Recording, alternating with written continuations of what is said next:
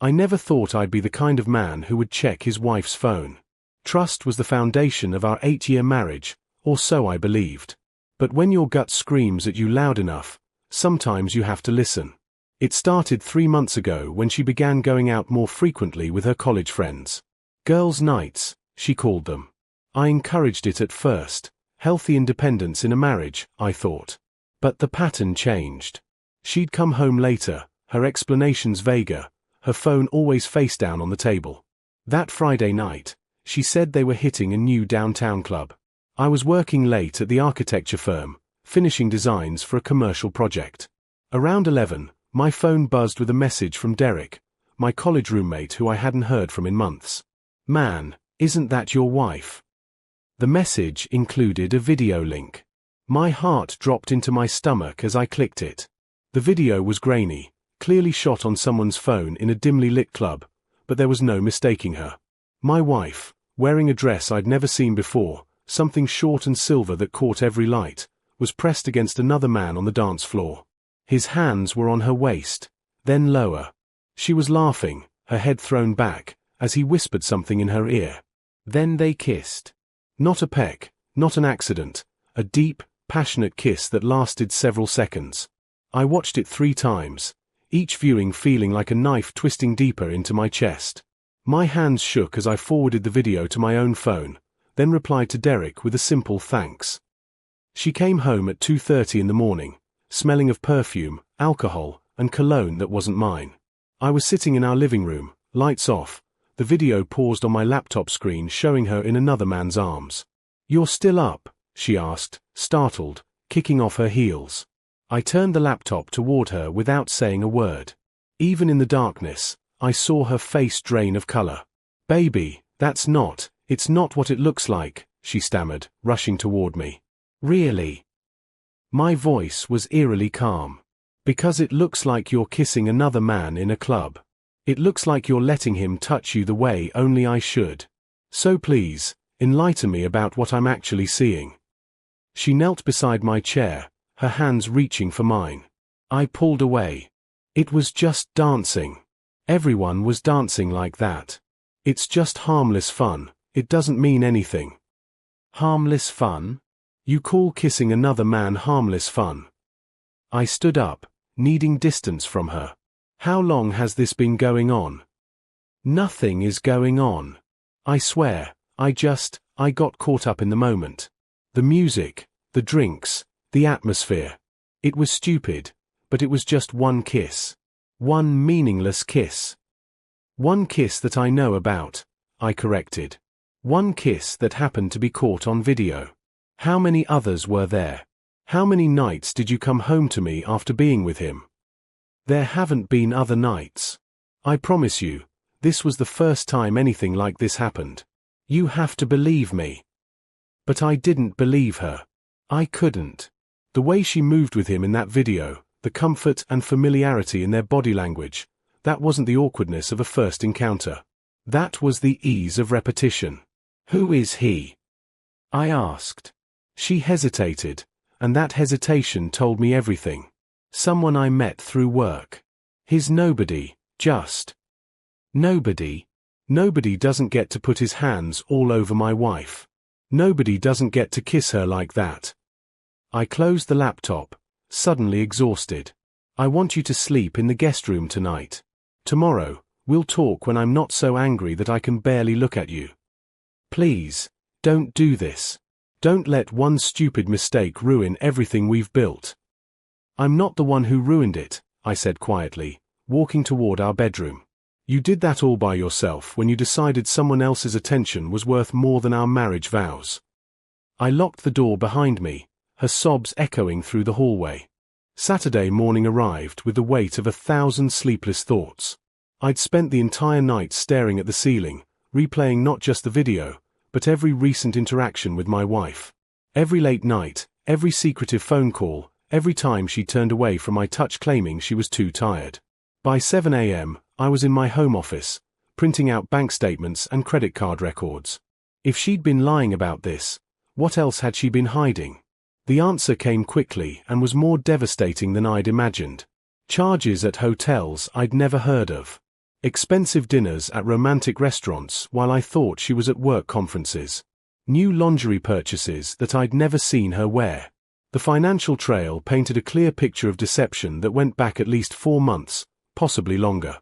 She appeared in the doorway around 9, her eyes swollen from crying, still wearing last night's makeup smeared across her face. "Can we please talk?" I gestured to the chair across from my desk, spreading the printed statements between us like evidence in a courtroom. "Explain these." Her eyes widened as she scanned the papers. "You went through our finances." "Our finances?" I laughed bitterly. "These are purchases you made behind my back. So yes, I went through them. This hotel charge from 6 weeks ago, where was I that night?" She bit her lip, looking away. "You were visiting your parents for your dad's birthday." "Right. And you told me you were working late on that presentation. But instead, you were at a boutique hotel downtown." I pointed to another statement. "This restaurant, the one we talked about trying together for our anniversary, you went there with him 2 months ago." "I can explain." "Then explain." My voice rose despite my efforts to stay calm. "Explain how harmless fun requires hotel rooms. Explain how just dancing costs $300 at a jewelry store. Explain this entire secret life you've been living." Tears streamed down her face, but I felt nothing. The man who would have comforted her yesterday was gone, killed by the truth. "I met him at a work mixer," she began, her voice small. "It started as just conversation. He was charming, attentive, made me feel seen. We started meeting for coffee, then lunch. I told myself it was just friendship, that I wasn't doing anything wrong. But then feelings developed, and I made terrible choices." "Terrible choices," I repeated flatly. "That's what you're calling a 4-month affair. Terrible choices." "I never slept with him," she insisted desperately.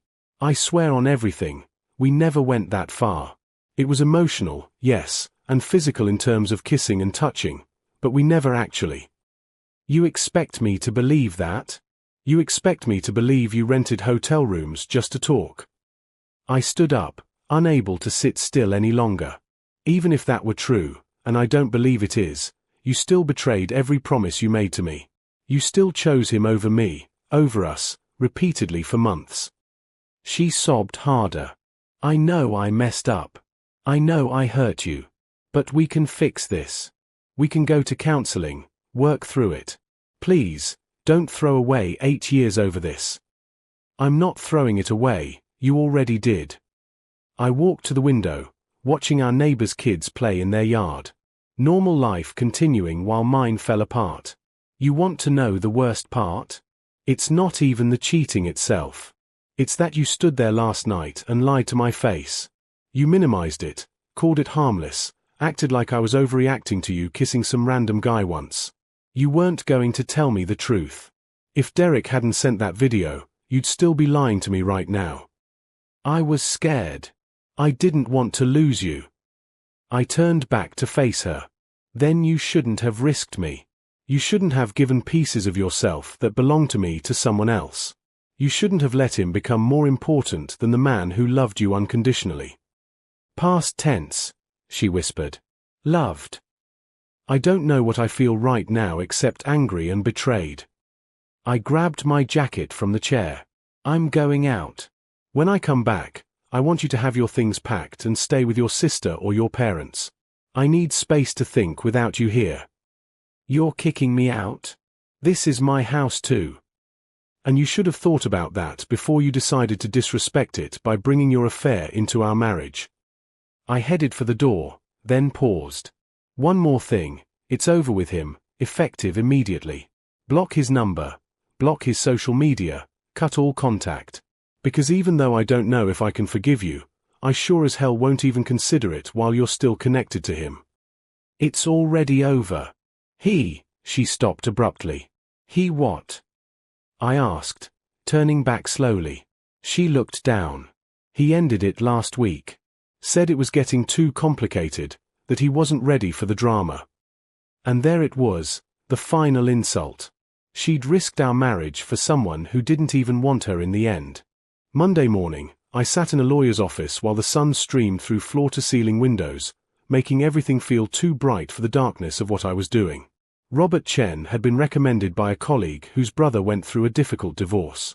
He was in his 50s, sharp-eyed, with a reputation for being both efficient and ruthless when necessary. No children, he confirmed, making notes on his legal pad. No. We talked about it, but I wanted to wait until we were more financially stable.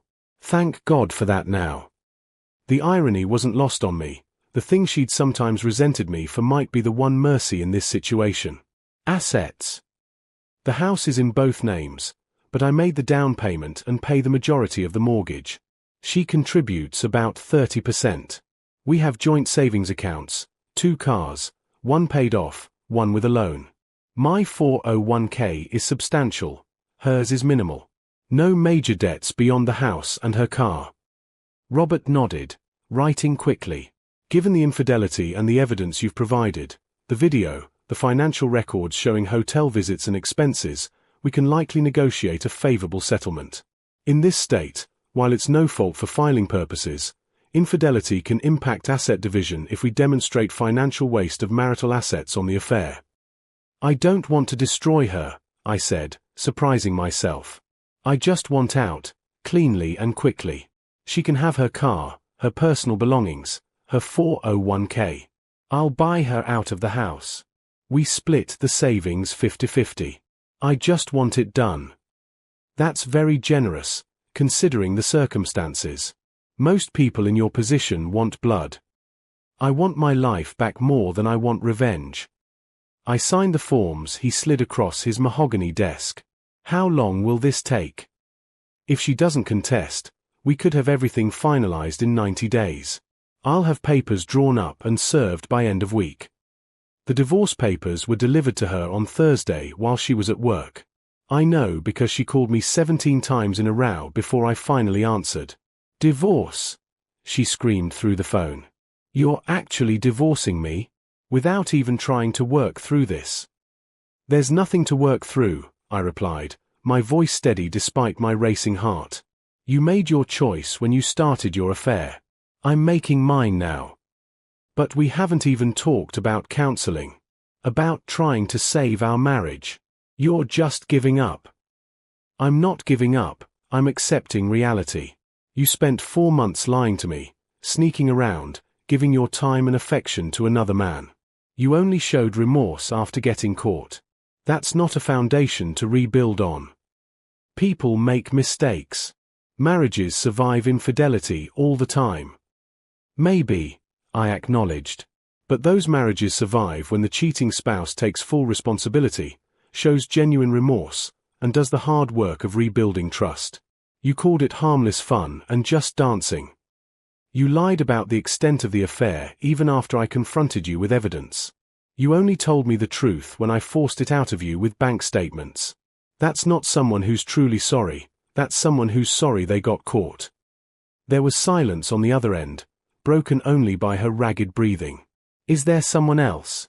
She finally asked. Is that why you're so quick to end this? I almost laughed. No. There's no one else. There's just me, trying to find a way forward that doesn't involve wondering every time you're late from work if you're with someone else. Trying to imagine a future where I don't flinch every time your phone buzzes. I can't live like that, constantly suspicious and paranoid. You broke something fundamental, and I don't believe it can be fixed. What about the promises we made? For better or worse? In sickness and health?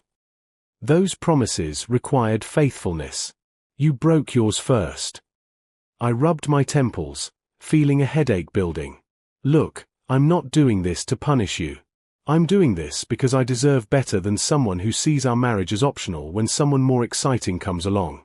I deserve someone who chooses me every single day, especially when it's hard. I did choose you. I am choosing you now. No, he stopped choosing you, and now I'm your backup plan. That's not the same thing. The truth of those words hung heavy in the air. My lawyer sent the proposed settlement. It's fair, more than fair. Take it, sign it, and let's both move on with our lives. I'm not signing anything. I'm not just giving up on us. Then we'll do this the hard way, I said calmly, though my stomach churned. We'll go to court, air everything publicly, let a judge decide. I have video evidence, financial records. Maybe I'll even subpoena him to testify about the affair. Is that what you want? All your friends, family, co-workers knowing every detail? Her breath hitched. You wouldn't. Try me. I'm done playing games. I'm done being the fool who believed your lies. Sign the papers, take the generous settlement I'm offering, and accept some responsibility for once. I hung up before she could respond. That night, I slept better than I had in months. 3 weeks after the papers were served, I started to hear the rumors. Our social circle, built over 8 years of marriage, was fracturing in real time, and the fault lines fell in unexpected places. My phone buzzed with a text from Jennifer, my soon-to-be ex-wife's closest friend. Can we meet for coffee? There's something you should know. We met at a cafe downtown, neutral territory. Jennifer looked uncomfortable, stirring her latte without drinking it. She's telling people you were abusive, Jennifer said without preamble. Emotionally manipulative. That you controlled her finances and isolated her from friends, and that's why she sought comfort elsewhere. I felt my jaw clench. That's quite a story, considering our joint accounts that she had full access to, and the fact that I encouraged her girls' nights out, which she used to meet him. I know. That's why I'm here. Jennifer finally met my eyes. I've known her since college, and I love her like a sister, but I also know the truth. I was there for some of those girls' nights that turned out to be just her. I covered for her once, thinking it was innocent. I didn't know about the affair until after you filed. Why are you telling me this? Because she's going scorched earth, trying to control the narrative before it controls her. But people are asking questions. Derek's video got shared more than she realized.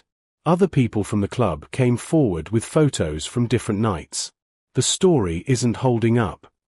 Jennifer pulled out her phone, showing me screenshots of social media conversations. She's losing friends fast. I thought you should know what you're dealing with. I studied the messages, mutual friends debating what they'd heard, some defending her, others pointing out inconsistencies. Thank you for telling me, but I'm not interested in waging a public war. The truth will speak for itself. That's more grace than she deserves, Jennifer said quietly.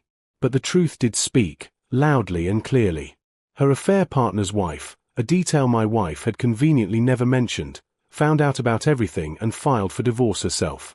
The wife posted a lengthy Facebook message detailing the affair, naming my wife specifically, including screenshots of flirty text messages and photos. My phone exploded with messages from friends and family.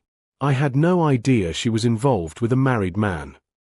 This explains so much about her behavior lately. Are you okay? Do you need anything? Meanwhile, I focused on rebuilding. I threw myself into work, taking on a major project designing a sustainable housing development. I reconnected with friends I'd neglected, went to the gym regularly, started therapy to process the betrayal and my own role in the marriage's breakdown. 60 days into the divorce proceedings, my lawyer called. She signed. It's done. The relief was overwhelming. I'd expected her to drag it out, fight over every asset out of spite. Instead, she'd taken the settlement exactly as I'd offered it. Maybe she'd finally accepted reality, or maybe she was just tired of fighting. Either way, I was free. I bought out her portion of the house, refinanced the mortgage in my name alone. I packed up everything that belonged to her or reminded me of her, photos, gifts, decorations she'd chosen.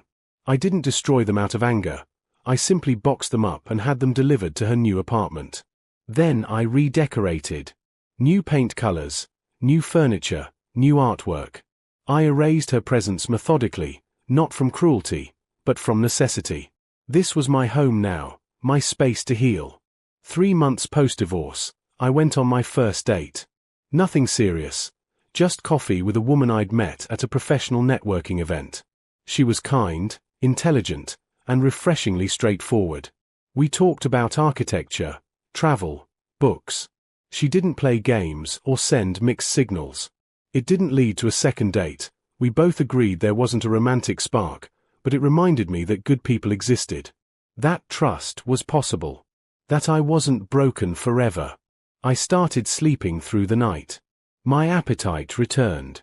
The knot of anxiety that had lived in my chest for months slowly loosened. I wasn't entirely healed. Betrayal doesn't work on a convenient timeline, but I was getting there. Then, exactly 4 months after the divorce finalized, the messages started. They began subtly, a text saying she hoped I was doing well, that she'd been thinking about our good memories. I didn't respond. Then emails, longer ones, reminiscing about trips we'd taken, inside jokes we'd shared. Still, I stayed silent. Then she started showing up. At my gym. At my favorite coffee shop. At the grocery store I always went to on Sunday mornings. Always coincidentally. Always with some excuse about how she just happened to be in the neighborhood. You need to stop, I told her after the 4th coincidental encounter. This is bordering on harassment. I just want to talk, she pleaded. Just 5 minutes. We have nothing to talk about. It's over. Move on. But she didn't move on. The breaking point came on a rainy Tuesday evening.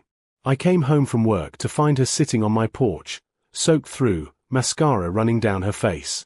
She'd been there for hours, based on how drenched she was. What are you doing here? I asked, exhausted. How is this helping either of us? I've lost everything, she sobbed. My friends won't talk to me. I got demoted at work because of the drama. My family barely speaks to me. I had to move into a terrible apartment because I can't afford anything better. I'm drowning in therapy bills trying to figure out where I went wrong. And you're just fine. You moved on like I never mattered. You think I'm fine. I unlocked my door but didn't invite her in. You think this has been easy for me? I had to rebuild my entire life from scratch. I had to learn how to trust my own judgment again after you made me doubt everything. I spent months in therapy working through the betrayal. But yeah, I'm doing better now, because I chose to heal instead of wallowing in self-pity. I made a mistake. One mistake. And you've punished me forever for it.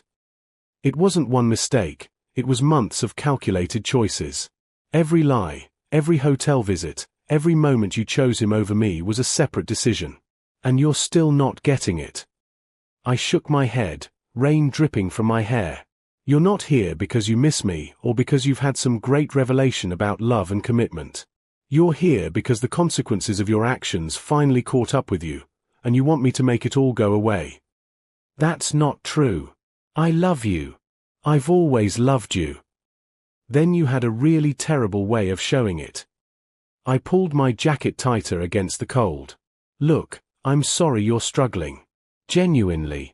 I never wanted to see you suffer. I just wanted to protect myself from further pain. But your struggles aren't my responsibility anymore. You need to take accountability for your choices and build your own path forward.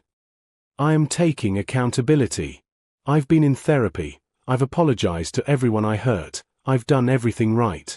What more do you want from me? Nothing. I don't want anything from you. That's what you're not understanding. I met her eyes directly.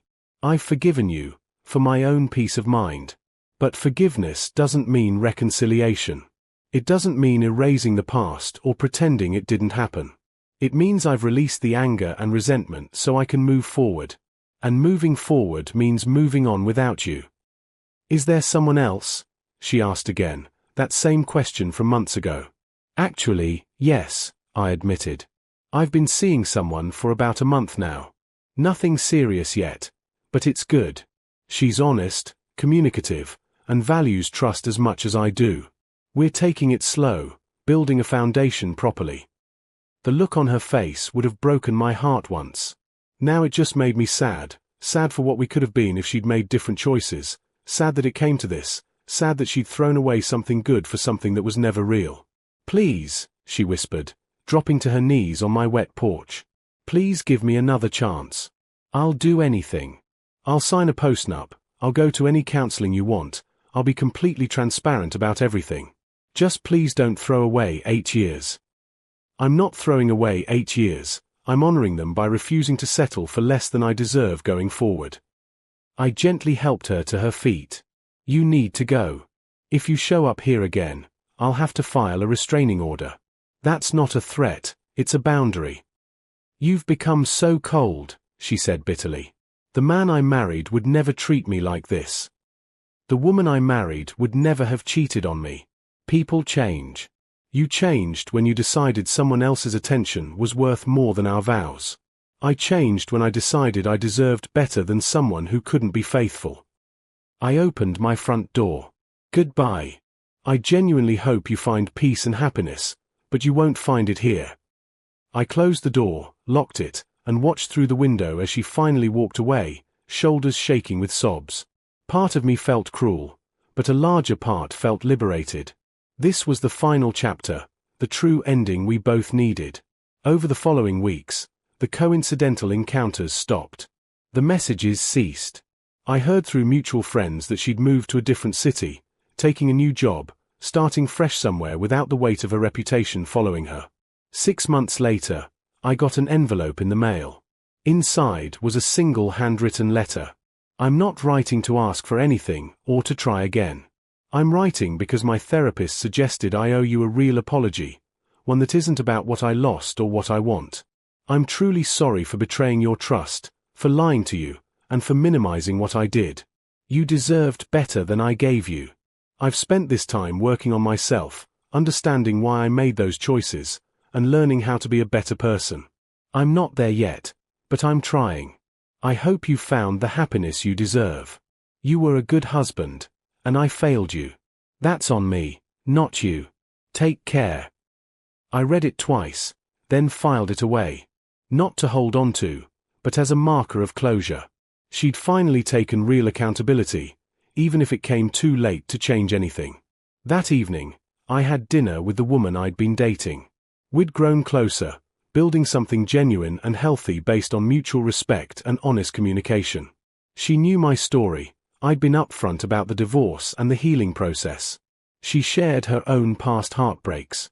We understood each other's scars and took care not to reopen old wounds. You seem lighter tonight, she observed over dessert. I feel lighter, I admitted. Like I finally closed a chapter I've been stuck in for too long. Ready for a new one? She asked with a soft smile. Yeah, I said, reaching across the table to take her hand. I really think I am. The betrayal would always be part of my story, a chapter that taught me hard lessons about trust, boundaries, and self-worth. But it didn't have to define my ending. I'd survived the worst kind of heartbreak and come out stronger, wiser, more certain of what I would and wouldn't accept in my life. My ex-wife made her choices, faced her consequences, and hopefully learned from them. But her journey was no longer mine to worry about. I had my own path now, one built on truth and integrity, heading toward a future that finally felt hopeful again. Sometimes the bravest thing you can do is walk away from something that's destroying you, even when the other person is begging you to stay. Sometimes love means loving yourself enough to know when enough is enough. I'd learned that lesson the hard way, but I'd learned it well. And that made all the difference.